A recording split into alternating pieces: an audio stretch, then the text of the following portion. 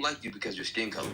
Like, it's not gonna be that until like no one has a time machine. You only have your mind to know that someone in this world is like that. There's many people like that to this day. I don't like their skin color, and I like my skin color better, more of a subjective person. But the argument that I would have is that it's actually justified. Like I think that modern day racism is justified, and I would argue like a position around that point.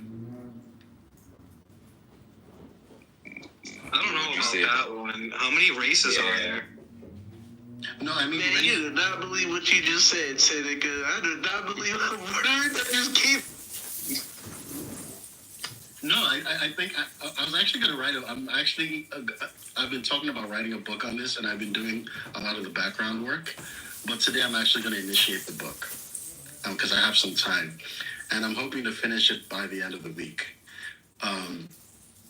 My thinking is that when you look at modern racism, okay, I'm not talking about everything that happened before and even the origins, but if people want to take us back, we can go back, okay? However, but the racism that we have today, okay, the fact that it still perpetuates is largely due to what Black Americans do.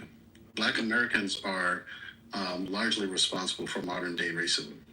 It's ignorance on both sides, because nowadays people think with their eyes instead of thinking with their mind. This is what messes up many people. They've been thinking with their eyes since they've been born, like since they've been conditioned to. So it's just like they grow up in a place of poverty, and they look around them. They're like, "Yo, why do we look like this? Why are we like this?" And they use their eyes, and then they see other people that look a different color, and they're like, "Yo, why those people look like that? We should hate those people." And then it's to the point where they're confused. I think I see what Seneca's getting at, because there's definitely like an entailment of propaganda to keep things the way that they are, to keep people thinking in terms of like division. And I didn't see that in the culture in the 1990s, dude. Like, especially like when Michael Jackson was prevalent. You know, you got this whole like fucking heal the world. You know, all I want to say is that they don't really care about us. You know, you had Tupac. He didn't give a shit who said the N-word. Everybody could fucking say it. Nobody was treated like a second-class citizen in their own country. I mean, there's so much culture in the 1990s where it did so much like damage control from like the 70s and the 60s. And then in the 2000s, like, it slowly developed technology until 2015, where you have like this internet culture, you know, like, and that's kind of what I'm saying here. Like, this conversation's really more not so much about theism and atheism. It's really deconstructing online behavior, because you have people trying to troll each other with these notions of like like white privilege and all these other different things. I mean, it's really fucking absurd. And then you have like this person who wrote this book called White Fragility, and the person's white, and they stole somebody else's thesis that was African American, and the person who was white made more money on it. And I think that's fucking insane. But this is trash. Like, why is it? What's going on? I said the book is trash.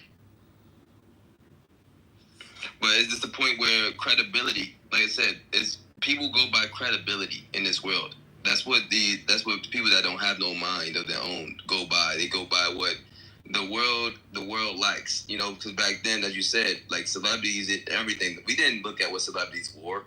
We looked at things that we see in our eyes, like, that looks nice. Where you get that from? They're like, oh, I got this from the mall. You just gotta go to this store right here, and we will go to that store or something.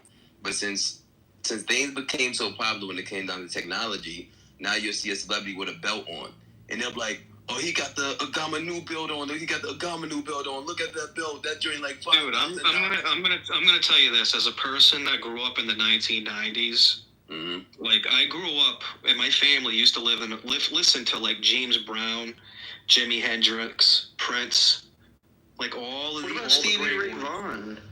Oh, I love Stevie Ray Vaughan. Stevie Ray Vaughan's white though.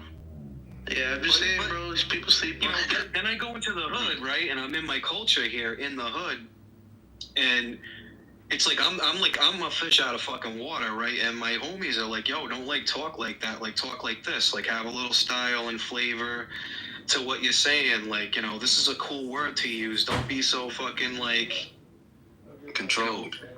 it's not, man. Like, and it's like, you know, my friends used to have an interest in like.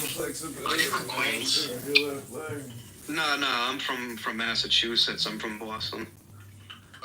You sound like Boston. Hey, I got an atheist that's down to battle a Christian today. If anybody wants. We're kind of Christianity, baby. Let's talk about racism. He's arguing definitely that Jesus is not God for sure. He's a.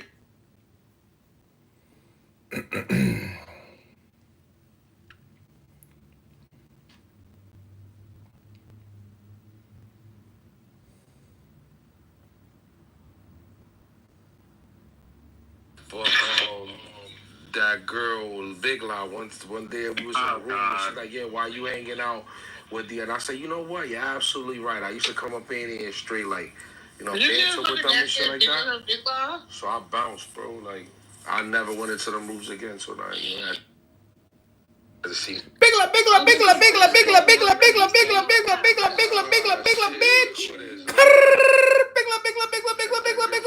How you doing there, dog? Free Tory!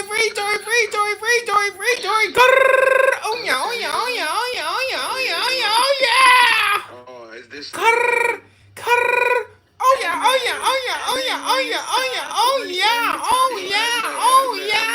yeah! Big La, bitch!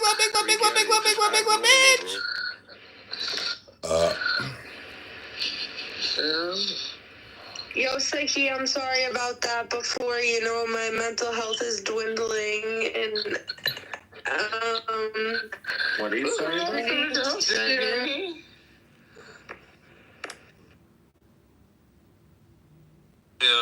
To see if it's that'll make go crazy. Like me and Lay going live in a room from Puerto Rico. Them bitches, they lose their mind. I'm going to Puerto Rico. That's my new shit. I'm taking all my bitches to Puerto Rico. You go with a driver's license. Fuck passport ready, bitch. You ain't never been to Puerto Rico before? Never, because I always been following. One thing Clubhouse taught. I believe in the legitimacy of it because I'm Zaidi, right? I don't fully believe in Dayanana, right? Mm-hmm. Something that I found when I was younger, I found Central African, Western African tradition quite interesting. So Big La.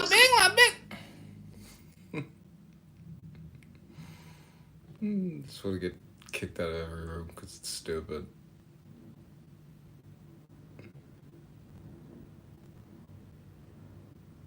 None of their foundations lead them anywhere at all. So it's just the fact that many people are just jumping into a place that has no ground.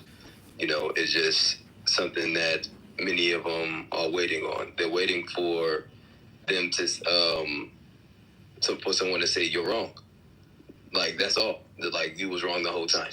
That's well, like we were talking about the laws of logic, right? And let's not contradict, you know, here. So there has to be some sort of truth that can't contradict itself. Yo, Jay, can I bring in the guy that's willing to debate with a Christian? And you guys can agree on the title? Sure. Okay, well, just so you know, when we do the debates, we always run them like 3 rounds per person. And yeah, the time here. Yeah. Oh, there he is, right there. oh my God, he's the biggest deflector. What was Mike Tyson's promoter called? Tay-Day is like the Clubhouse promoter of. Again. That's right. I'm speaking, Tay-Day. Can you pull the nose plugs out of your nostrils and maybe get the liquid fluid out of the front of your face? What's that horrible noise coming out of your mic? Is Jeremy the one debating the Christian?